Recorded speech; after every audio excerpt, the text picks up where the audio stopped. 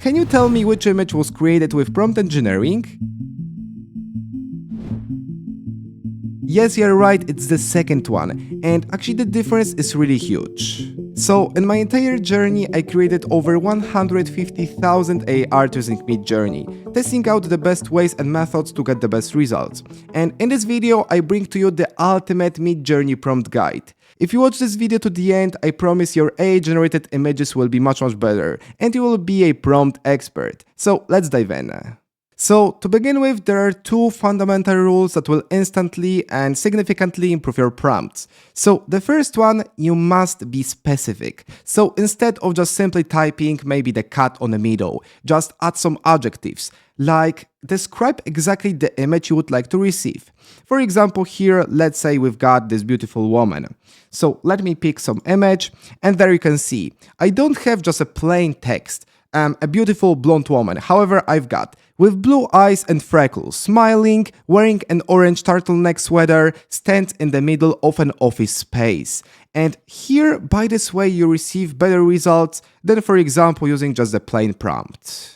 And the second rule that actually relates to the first one is the more descriptive you are, the better the results. So if you type just longer prompts, and I don't mean by that just, provide, for example, 100 words, or even, let's say, 75. However, provide the exact amount of the details and words that describes the image you want to receive. If you feel like that nothing else could be added to the prompt, that means you're ready to go. Alright, so now we discussed two important rules when it comes to creating prompts. However, now you can ask, alright, but what should be inside of the prompt? What to use, which parts, and what to add? Therefore, for the circumstances, I prepared for you the perfect formula to use. So, in general, here we've got 5 different components. So here, the subject, the first one, subject. At the beginning of each prompt, you need to describe. If it's a lovely cat, a woman, maybe a futuristic assistant, and so on. So here, you just describe the subject, what you want to receive. Afterwards, we've got 3 descriptive keywords. So actually, these are mostly adjectives for the image. So here, for example, beautiful, young woman, kind of, maybe old. You've got here some examples, slick, glowing. Actually defines the futuristic AI assistant. So I mean by that, you need to actually describe better the image. These 3 descriptive keywords actually help us to do it better. Then we've got the lighting, which is actually very important, and not a lot of people, as I see, are using that. So it's very important actually, because imagine the situation, you take some photo, so obviously you need to have good lighting. I think good lighting is much more important than the good camera, because if you have actually the decent lighting, you can even do better images with your smartphone rather than with bad lighting and good camera. Nevertheless, here, for example, you can use natural lighting, golden hour, cinematic lighting, and so on. Then we've got the colors. So you can use typical ones such as blue, red, or even you can type silver, gold, or even vivid colors.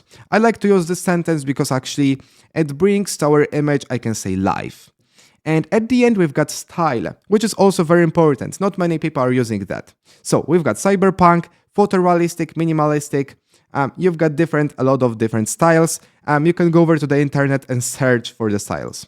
Then we've got an example. So you can see being descriptive is the most important. Just look on these prompts. So firstly, a kitten playing in a garden. So it's very kind of white. I can say it's really generic. However, when you use our proven formula, and of course the parts, and here's the disclaimer, you don't need to use all of the parts. That the parts that are working for me very great. However, if you feel actually that you don't need the colors sometimes, you can avoid it. Just use only lighting and style. However, let's go back to our prompt. So, a fluffy white kitten playing with a butterfly in a garden, soft sunlight shines on its fur, and colorful flowers bloom in the background. The scene feels warm and peaceful, photorealistic, natural lighting, eye-level perspective. So that's the prompt you would like to go with. And now let me show you some difference actually of running these two prompts. So actually, do you see the difference between these two images? So it is with our plain prompt, And this one is actually with our more advanced one. And actually you can see we've got all of the details. So butterfly in a garden, soft sunlight shines on its fur. So we've got here the lighting, everything is at the point, we've got colorful flowers. Also, you need to remember that actually the Midjourney version is the same. So we use the same version here and here. So it won't be as drastically actually different. However, we can see the changes, the improvements, and actually the amount of the details on the image. Here we've got another example. So a wise old man reading a book. And these images are pretty decent. For example, this one. However, after we used our formula, so here an elderly man with a long white beard, sitting in a cozy library, reading an old book by candlelight. We've got the better, more descriptive, and just more precise results. So even these images are much more consistent than these. We've got a lot of randomness when we provide just very generic prompts. Instead of that, just be descriptive. Use formula parts and get better results. Another very important element when it comes to prompting in Midjourney in particular are parameters. So here, for example, we can control the amount of the details, randomness of an image.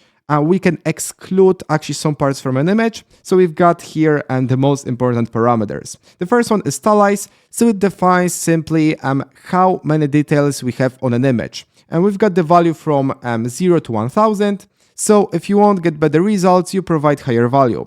We've got chaos parameter that actually defines randomness.